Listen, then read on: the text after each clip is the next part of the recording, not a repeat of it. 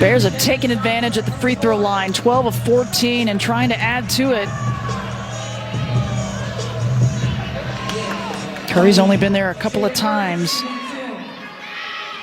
She's giving it her all. Just 3 team fouls for Cal. They need to foul in a hurry. Yeah, you're right.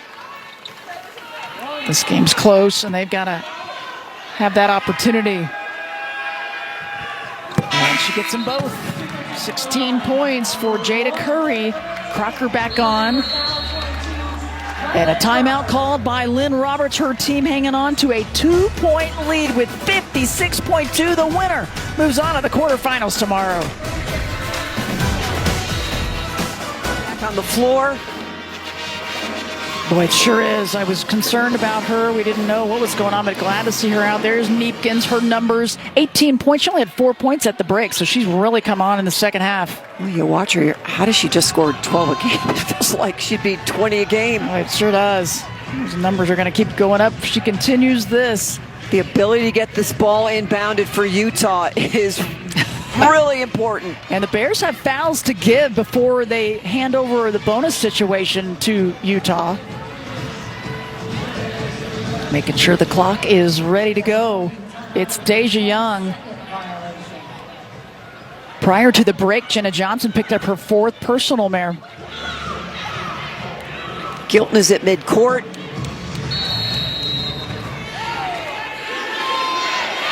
And they get it into her.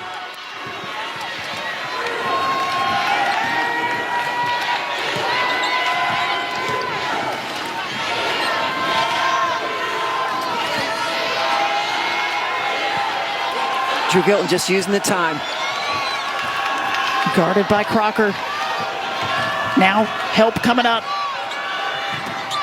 Neepkins. Oh my goodness. That's old school ball right there, Mare. Absolutely. That's like right out of Hoosiers. It really was. Just every person that came was like, head fake. Corner, head fake, flyby. Up, little jab, little crossover, finish. Oh, that's just beautiful. This is beautiful. Put it on the floor, cross it over, finish strong. 20 points for Neepkins, had 21 the last time these two teams met up, and our today's jockey difference maker, Gianna Neepkins. The second half, she has come on strong. Just 4 points at the break.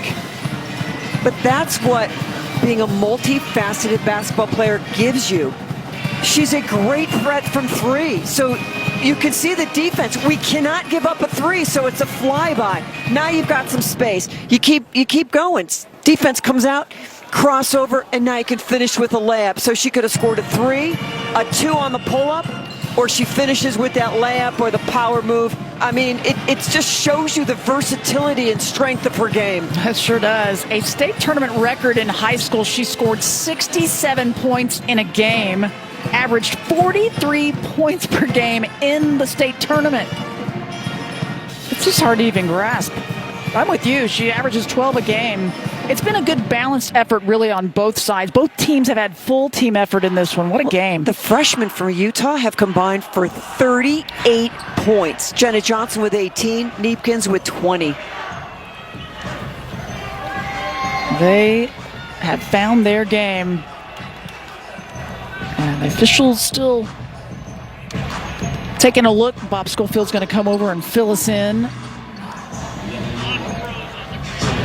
Gianna Neepkins, the difference maker for certain for Utah. 4 point the break, sitting at 20 points right now. And she's done it in so many different ways, man. She really has. I mean, clearly this left baseline is someplace she feels extremely comfortable.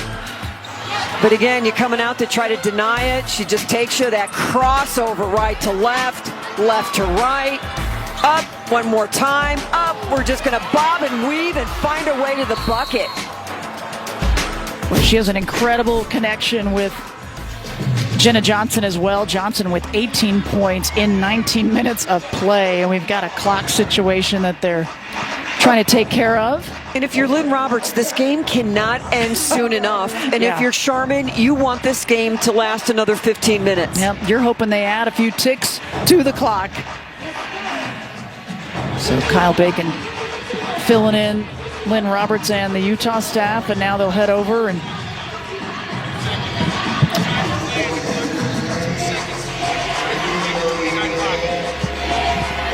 so an addition there. Kyle Bacon coming over. Well, it went the wrong direction for Cal, the right direction for Utah. They took 2 seconds off because of the clock freezing.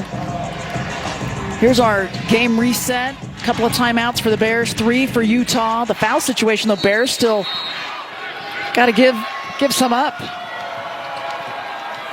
You go 2 or 3, but you just got to score and you got to do it in a hurry. Yep, 2-possession game. Curry drives it in, wanted the foul, not going to get it.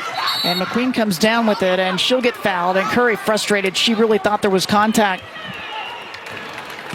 They needed to get that bucket. You're right, though, with this 4-point lead.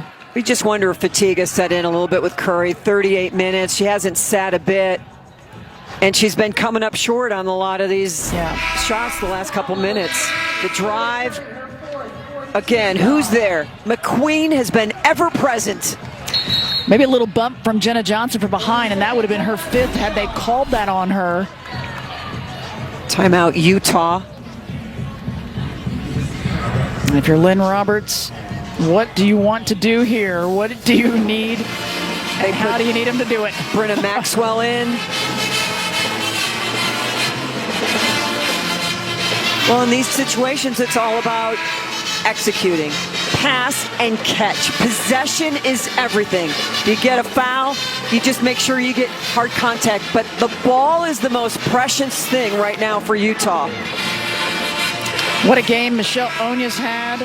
Sophomore, the young talent throughout this conference, Mary. How fun the next several seasons will be across the board. 17.8 remaining. Winner moves on to face 3-seed Washington State tomorrow night, and they get it to McQueen, and she gets fouled.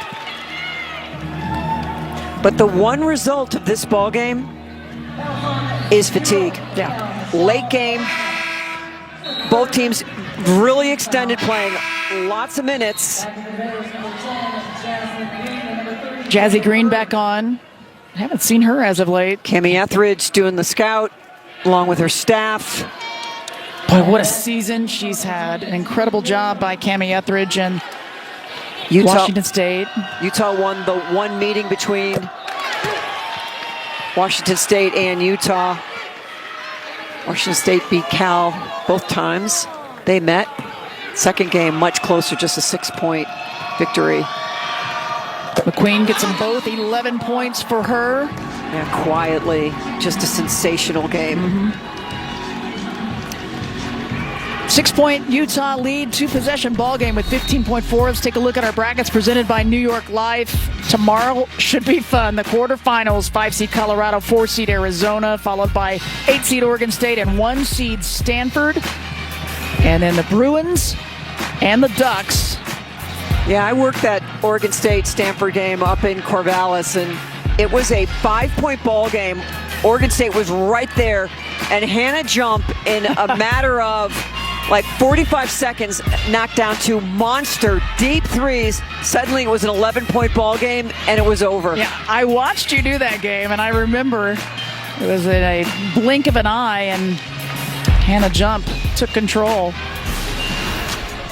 Michelle Onya, the future's bright for the Bears. She came in early because of the foul trouble to Lucha Shiphold and Delia Daniels, and she just turned into Batman and Robin. She was flying, blocking shots, taking the ball out of midair and finishing, going left, going right, showed great hands in traffic, and whatever her team needed, she just delivered time and time again. An impressive line from the sophomore out of Eastvale, California. Played at Eleanor Roosevelt High School and averaged a double-double her senior year. Curry, quick shot, can't get it. And McIntosh. That's a good foul by McIntosh. I mean, you got to stop the clock. And that's her 4th. It was a quick shot. It was a good look. It had a chance, and that's a shot you got to take. And Utah will stay at this end.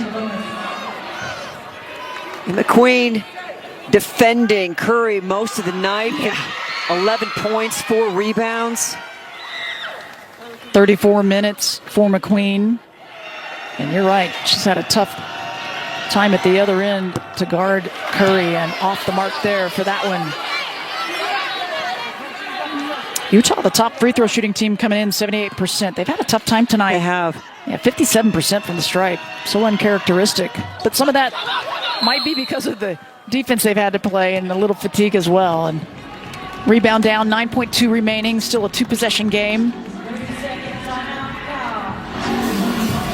Jenna Johnson. Started great, finished great. Knocked down the early 3 for Utah. They've been few and far between, just 6 so far in this game, but staying with it. O-board finish. Swing it, but when she put the ball on the floor and attacked the bucket time and time again, she's just, she doesn't look it, but she is just rugged as steel in there. Yeah, she certainly is. She had 11 at the break. She kind of kick-started everything. She was the player that got things going for Utah. So no timeouts left for the Bears. Both teams. 5 team fouls. Green. Not enough. And Crocker can't find a teammate, and that will do it. Utah survives. The Bears were clawing away, trying to get back in this one, but too much from the Utes. Oh, Cal season will end, but it ends on a very positive note. One of the best freshmen in the country, and Michelle Onya with the game of her life. A vastly improved Bear team, and Sharman Smith and this squad, a lot to look forward to. For Utah, they won a grinder of a game. This is what really shows you, are you a contender or a pretender? To win the grinder and just to respond the way their coach has is a tremendous victory for Utah. No, absolutely. The Bears, no seniors, everybody coming back. An incredible outing for them, but it's 6-seed Utah moving on to the quarterfinals to face 3-seed Washington State tomorrow night. What a fun day of games we'll have tomorrow. It'll start at